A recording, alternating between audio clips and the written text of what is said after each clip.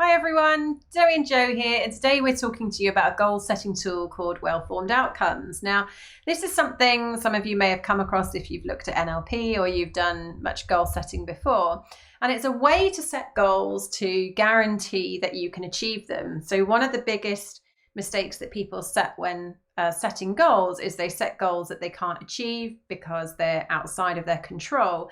And when goals are outside of your control, you can often feel that sense of fear of failure or overwhelm at the need to achieve them. So this particular goal setting method helps to overcome many of those fears by making sure that you feel in control of the outcomes and can therefore go and achieve them. So we're going to talk you through a goal setting checklist, really, that you can run all of your goals through, those of your own and those of your clients, to make sure that your goal is what we call well formed.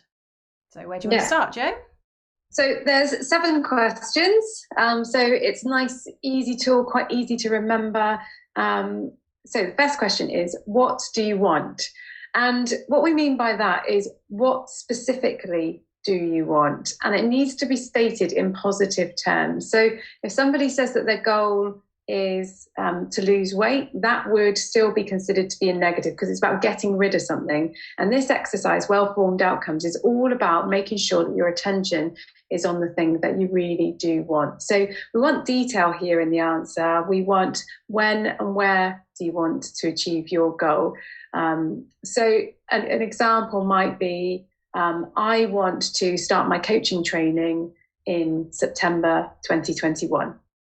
Great.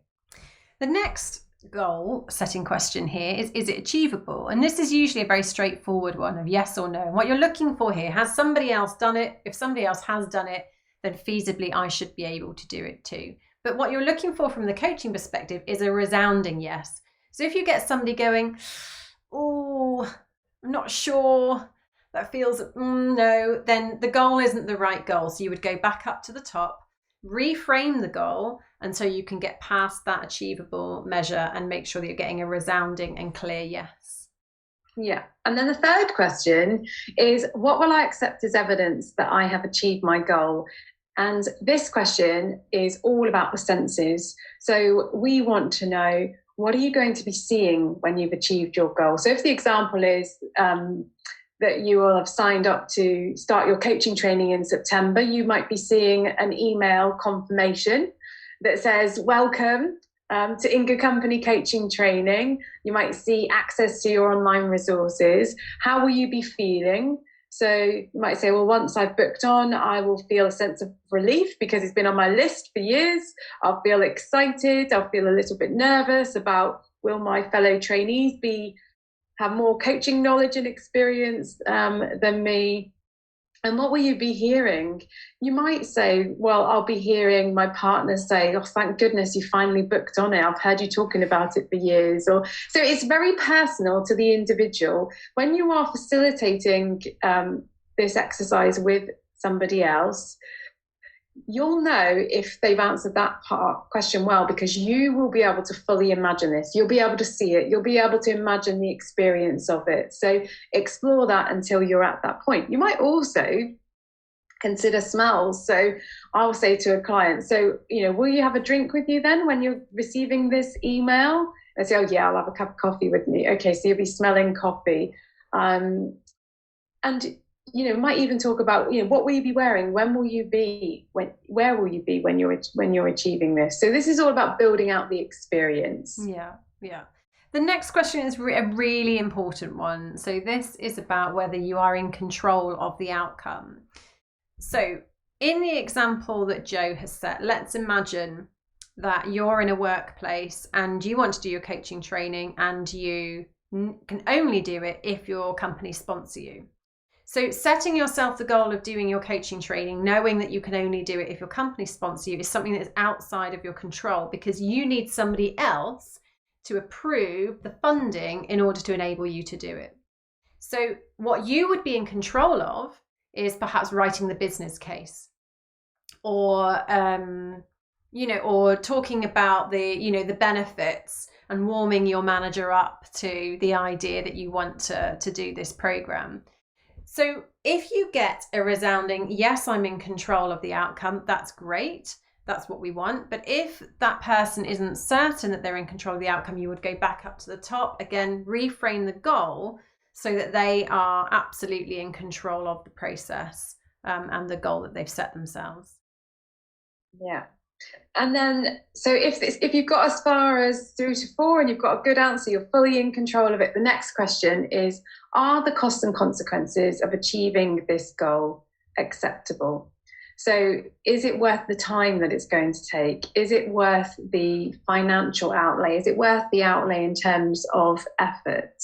And what about the impact on third parties? So family, friends, colleagues, the environment, are all of those costs and consequences acceptable?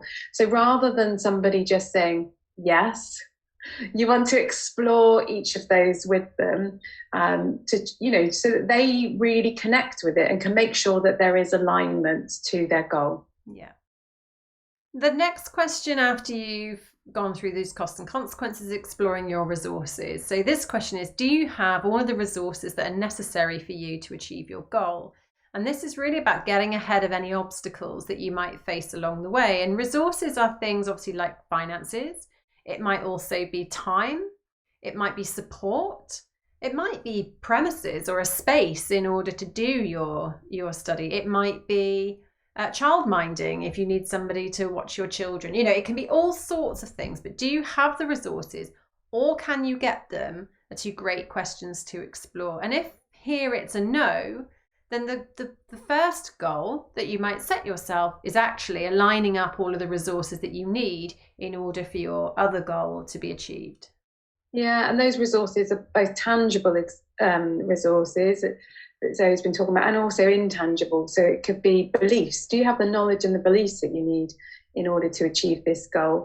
And there might be one of those areas where somebody all of a sudden goes, I don't think I've got the beliefs.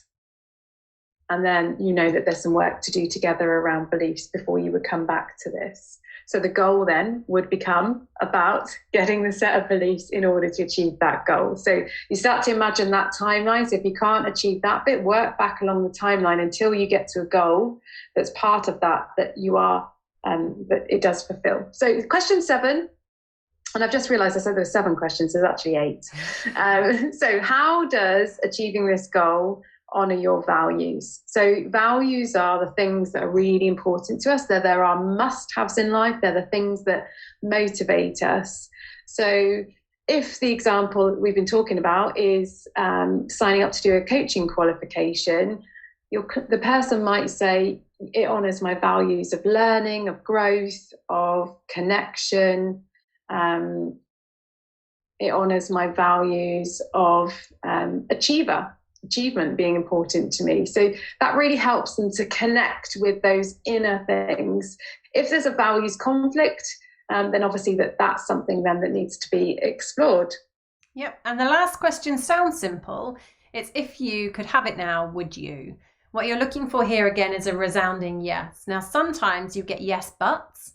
Yeah, but I think what I need is some more support from my spouse, whatever it might be, or partner. You may also get, do you know what, I wouldn't. And in that case, it might be a bit of an aha moment that perhaps they have been doing something that their manager has asked them to do that they just feel completely dispassionate about, or they're trying to do something their parents have actually put upon them and it's not something that's authentic to them.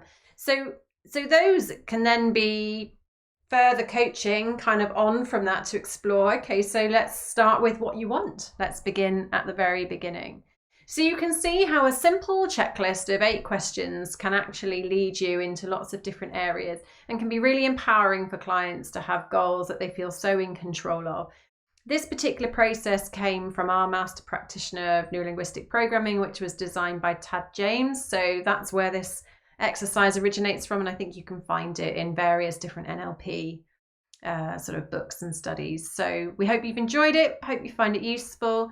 Do come and join us in our free Facebook group, The Coaching Crowd, where we have a community of aspiring and practicing coaches that all come together to build their expertise and provide a supportive community for one another. So we hope to see you there.